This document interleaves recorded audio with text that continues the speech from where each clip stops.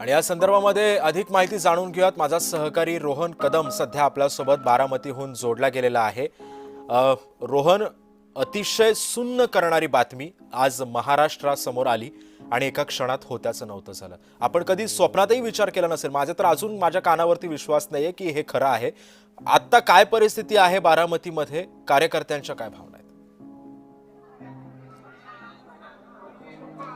खरं तर जेव्हा ही सगळी बातमी अनेकांच्या कानावरती पडली तर प्रत्येकाच्या डोळ्यामध्ये अश्रू आलेले होते आणि आपण आता त्या ठिकाणी आहोत ज्या ठिकाणी उपमुख्यमंत्री अजित पवारांचं पार्थिव जे आहे ते ठेवलेलं आहे। आपण अहिल्यादेवी मेडिकल कॉलेजच्या परिसरामध्ये आहोत आणि हा संपूर्ण जनसमुदाय जो आहे तो इथं अगदी ही बातमी कळाल्यापासून अजित पवारांना इथं आणल्यापासून या ठिकाणी थांबलेले आहेत। हा सगळा मोठा परिसर जो आहे तो अशाच पद्धतीने गर्दीने जो आहे तो भरलेला पाहायला मिळतोय आणि प्रत्येकाच्या डोळ्यामध्ये अश्रू आहेत। आपण पाहतोय की सर्वसामान्यांचा नेता म्हणून अजित पवारांची ओळख होती आणि ती का होती तर अगदी सगळ्यांना ॲक्सेस जो आहे तो अजित पवारांना भेटण्याचा असायचा। अगदी सकाळी 6 वाजता दादा उठून कामाला सुरुवात जेव्हा करायचे त्यावेळेस सर्वसामान्य बारामतीकर असेल किंवा कार्यकर्ता असेल त्या प्रत्येक कार्यकर्त्याला अजित पवार भेटायचे, अजित पवार त्यांच्याशी बोलायचे। कुठलीही अपॉइंटमेंट न घेता खूप कमी नेते महाराष्ट्रामध्ये राहिलेले आहेत ज्यांना कुठलीही अपॉइंटमेंट न घेता भेटता येतं, त्यातलं अजित पवार हे नाव होतं। आणि दादांचं असं अकाली जाणं म्हणजे अगदी आज सकाळी 9:30च्या सुमारास त्यांची पहिली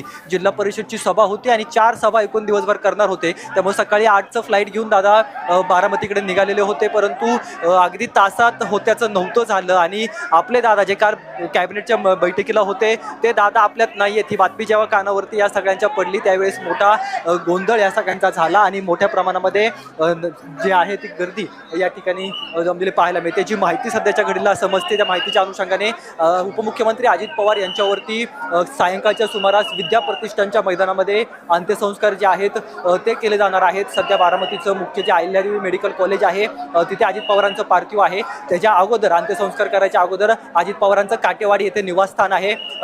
बारामतीमध्ये देखील सहयोग आहे, परंतु काटेवाडीतल्या निवासस्थानी जे आहे ते त्यांचं पार्थिव अंत्यदर्शनासाठी ठेवण्यात येणार आहे आणि त्यानंतर सायंकाळच्या सुमारास विद्या प्रतिष्ठानच्या मैदानामध्ये अजित पवारांवरती अंत्यसंस्कार जे आहेत ते केले जाणार आहेत। आपण पाठीमागं पाहतोय की अजून देखील अजित पवार अमर रहे, दादा परत या अशा प्रकारच्या मोठ्या घोषणा ज्या आहेत त्या दिल्या जात आहेत। कारण का सर्वसामान्यांचा नेता अजित पवारांची ओळख होती। दादांचा स्वभाव जो आहे तो तडकाफडकी होता। प्रत्येकाला जर का काही चुकलं असेल तर तोंडावरती बोलणारे दादा होते, हक्काने ओरडणारे दादा होते आणि मायेने समजवणारे देखील दादाच होते। त्यामुळे हे सगळं प्रेम जे आहे ते दादांच्या वाटेला आलेलं आहे आणि असा नेता महाराष्ट्रामध्ये इथून पुढे होईल की नाही किंवा असा नेता जो आता मगाशी मला एकाने सांगितलं की कायम आम्हाला नुकसान भरपाई देणारा आमचा दादा एवढं मोठं नुकसान करून आमचा आज निघून गेला आहे।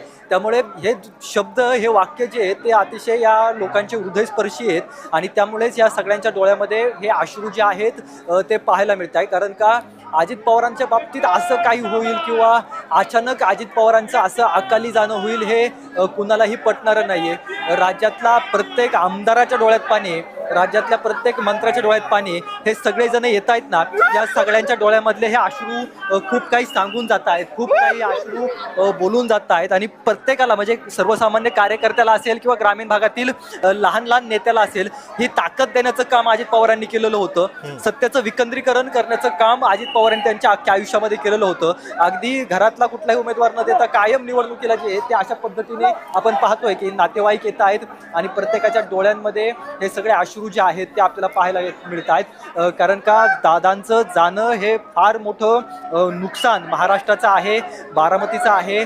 त्याचबरोबर ती या सगळ्यांच्या माध्यमातून आपण पाहतोय की दादांचं अशा पद्धतीने जाण्यामुळे खूप मोठी पोकळी महाराष्ट्राच्या राजकारणामध्ये होणार आहे। कारण का दादांचा तो भारदस्त आवाज असेल, सकाळी उठल्यानंतर दादांची जी कामाची पद्धत होती, अगदी रात्री 9-9, 10-10 वाजेपर्यंत रात्री दादा काम करायचे आणि सकाळी रोहन, मी तुला थोडंसं थांबवतो।